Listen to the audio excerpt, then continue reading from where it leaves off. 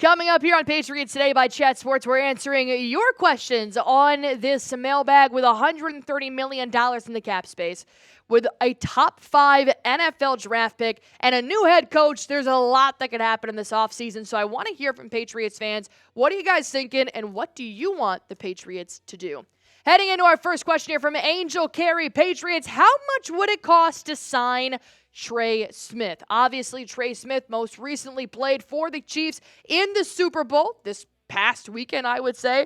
Trey Smith is one of the hottest free agents on the market, almost going to be as highly acquired as T. Higgins, so it's going to cost a lot. Thankfully, like I said, with $130 million in cap space, the Patriots should be able to offer him a well enough contract to keep him in Patriots uniform for the foreseeable future.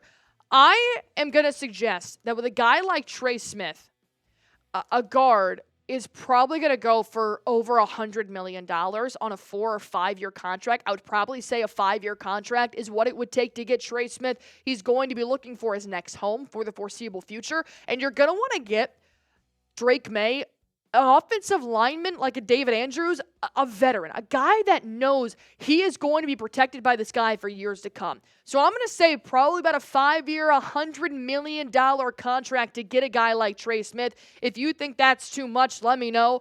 But overall, this is one of the top, if not the top guard in the NFL. Right now, protecting Patrick Mahomes, it's going to take a lot. Carmen's coming in here. How far do you think we could trade down and still get Tetairoa McMillan? I think McMillan is a top 10 draft pick. Where he falls, we're in a really sticky situation where you can take Tetairoa McMillan with the number 4 pick overall. I just think that's a bit too high for Tetairoa with some of the other talents on the board, possibly like an Abdul Carter.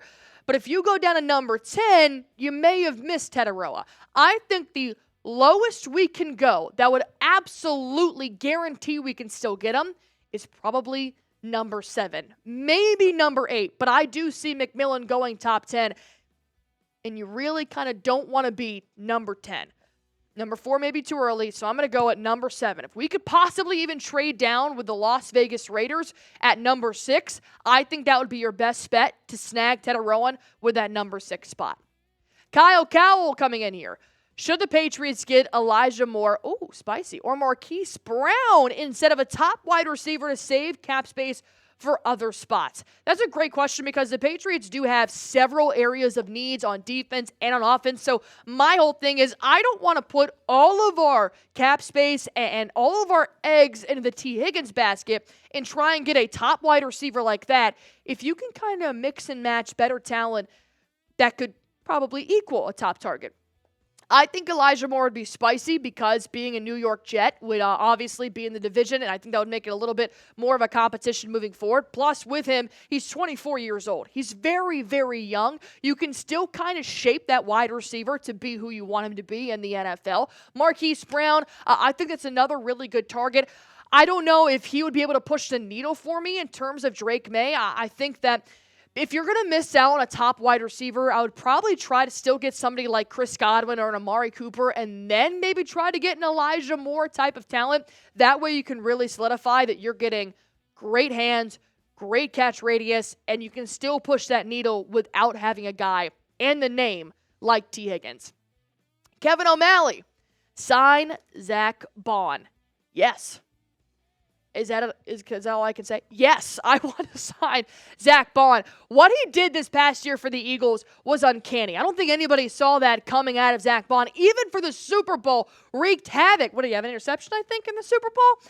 Zach Baun would be a hell of an attribute to the Patriots defense, but I could honestly see the Philadelphia Eagles trying to make some kind of contract work with him heading into free agency because of how impressive he was for Philadelphia this last year. If the Patriots do end up starting up that rumor mill or maybe even making a call to Philadelphia for Zach Baun, I am 110% on board with it. But I don't know if Philly would be willing to give him up this soon. So let me ask you guys this question here. Should the Patriots extend any current players? We recently extended Jeremiah Farms, which came as a bit of a surprise to me because he technically wasn't even a starter for the Patriots this season except for when there were some injuries. So is there any other player that you think we should lock down for the foreseeable future? The first name off the top of my head, Alex Austin, the cornerback. Pairs really well with Christian Gonzalez. He made great timely plays last year. I think the Patriots should sign him on for the next couple of seasons. Christopher Flores, hashtag Patriots. Will the Pats sign Ryan Tannehill to reunite him with Mike Vrabel?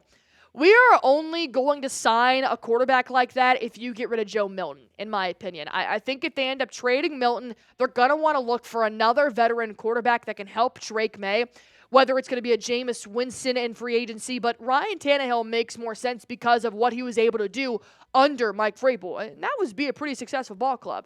The reason why I say Jameis Winston is because he also played for the Browns this last season where Mike Vrabel was also working in the front office for Cleveland, so he may also have a relationship with Jameis Winston that maybe we don't know about, and we could see him signing him later on down the road. But once again, I don't know if they make a move like this unless they trade away our backup quarterback, Joe Milton. Michelle, a real one on Patriots Today by Chat Sports. If we can't get Abdul Carter at 4, should we trade down and get Banks or Campbell?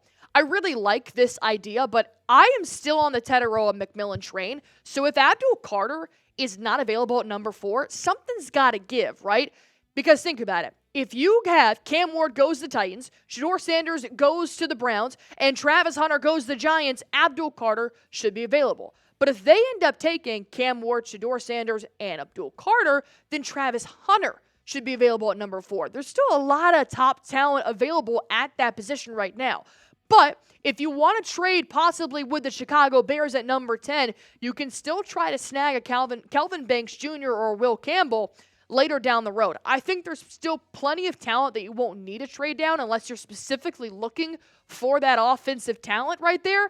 But nonetheless, I think if Abdul is available, you got to get Abdul Carter.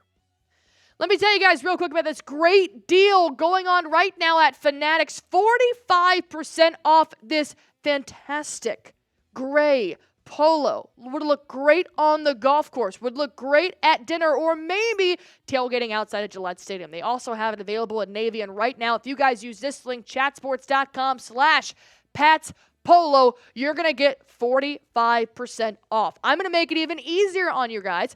I'm going to put the link to this shirt in the comment section underneath this video. Click that link. It'll take you directly there. You guys can use the link as well, chatsports.com/PatsPolo. Keep in mind, Valentine's Day is coming up. Ladies, if you're looking to get your man something, I highly recommend this polo. Take it from me. My boyfriend loves polos. Every single holiday, event, anniversary, he gets one of these bad boys. Unfortunately, he's a Cowboys fan, which is probably the worst thing in our relationship at this point. So I can't get him this polo, but I think a special man would really, really enjoy it. Jack Lottery. Should the Patriots trade for Deebo Samuel? Yes. I made a video about this a few days ago. It's on Patriots Today by Chat Sports. Go check it out right now. I said, if there is any way the Patriots are able to swing a Deebo Samuel trade, a Cooper Kupp trade as well. You're getting 2 wide receivers, not in their prime anymore, but are 2 veteran top targets to help Drake Maye grow. And then you draft Tetairoa McMillan at 6'5", and at 22, 23 years old, you still get that youth. I think that trio just increased your wide receiver core by 1,000. Yes, trade for Deebo Samuel. Juco Maine coming in. Should the Patriots consider Xavier Restrepo in the 3rd round? Absolutely. I think this is actually a sleeper wide receiver for the NFL draft. This is a record-setting Miami wide receiver right now that is putting up over 1,000 yards. He is so fast. It's uncanny.